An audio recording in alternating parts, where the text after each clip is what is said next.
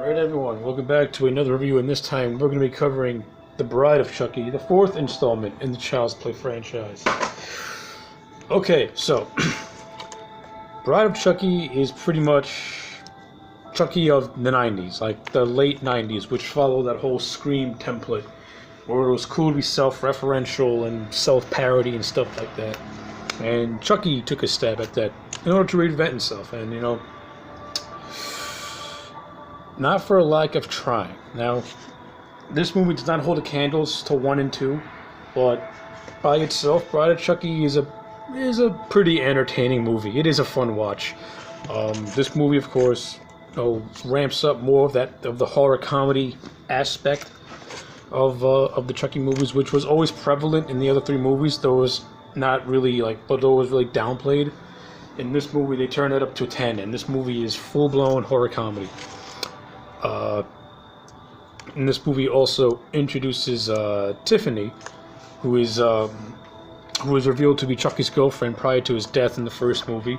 So she plays a major role in Chucky's life, especially in this movie as well. This movie, of course, takes place a month after Child's Play 3, so Andy Barclay is nowhere to be found, because at the end of Child's Play 3, he was pretty much arrested.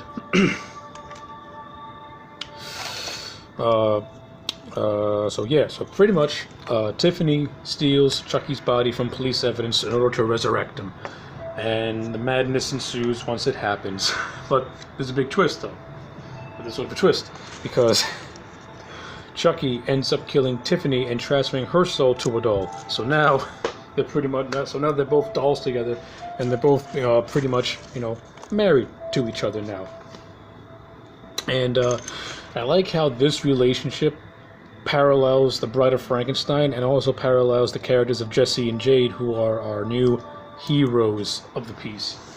Of course, Jesse and Jade to me are bland as bland can be.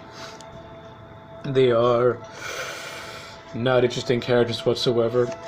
Pretty much throughout the entire movie, they're pretty much pointing fingers at each other, saying, "You killed this person. No, you did that. No, you did this."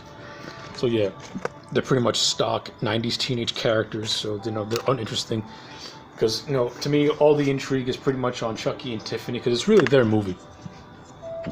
This movie focuses heavily on Chucky and Tiffany, which it ought to should be, because they're the stars of the film. And Chucky's the star of the show. By this point, Chucky is now like Freddy, Michael, and Jason. He's at the top. People are paying to see him, not paying to see these human characters that are just faceless and bland, don't hold a candlestick to Andy Barclay. But the chemistry between Jennifer Tilly and Brad Dourif is cool, and has a sick romantic twist to it, which I love. They play off well off of one another. Brad Dourif, as I can't praise that man enough. The manic charisma he brings to Chucky is prevalent in this movie, as it always is.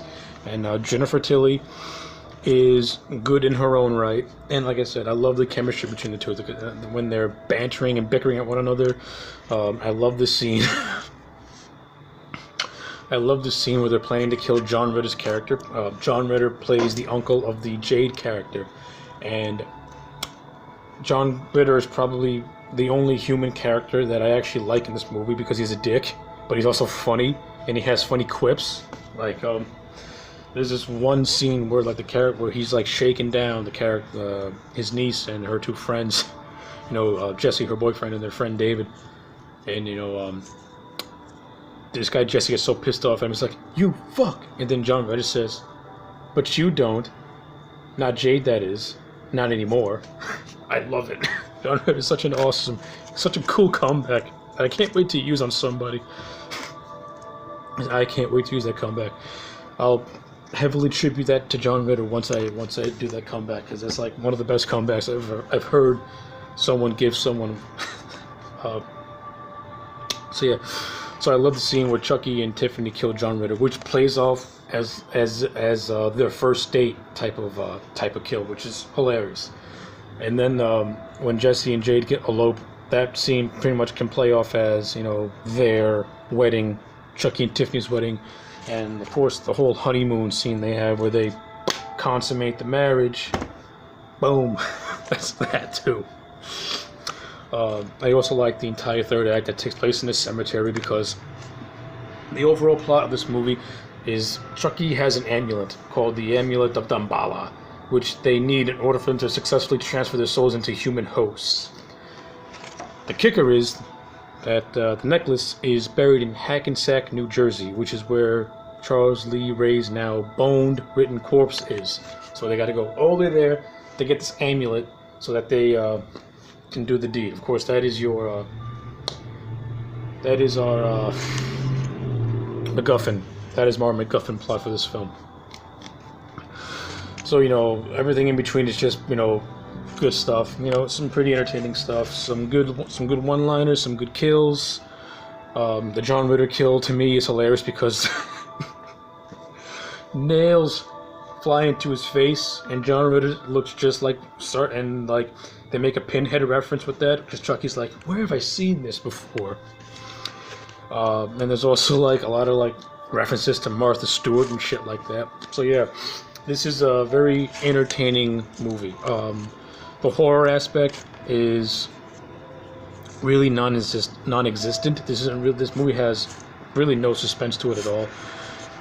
But it's okay because they weren't going for something like that. So I appreciate the movie that the director Ronnie Wu and the writer Don Mancini brought to us, because they brought us a movie that was going to be more heavily reliant on being self-referential and comedic as opposed to being scary, which I can appreciate that. At least they know what they were going for. So I can't knock that movie that much.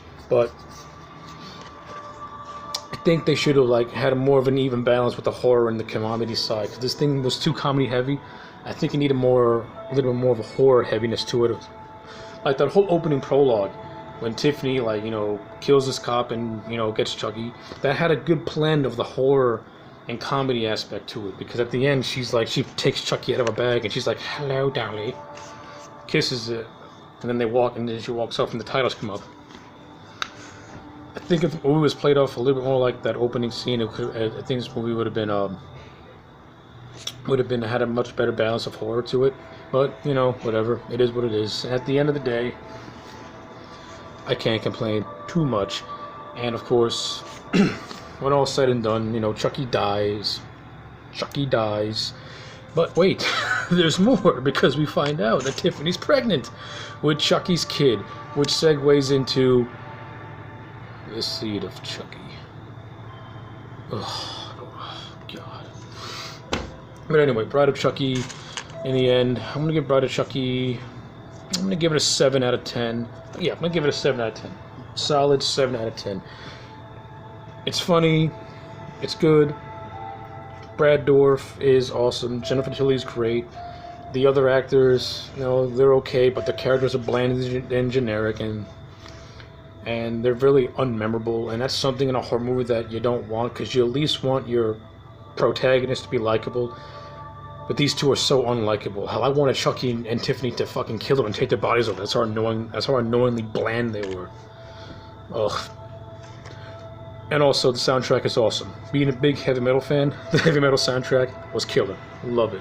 A lot of my favorite bands are on the soundtrack, and they play throughout the movie. And can't go wrong with that metal soundtrack in a horror movie, because horror movie and metal were made for one another, in my opinion.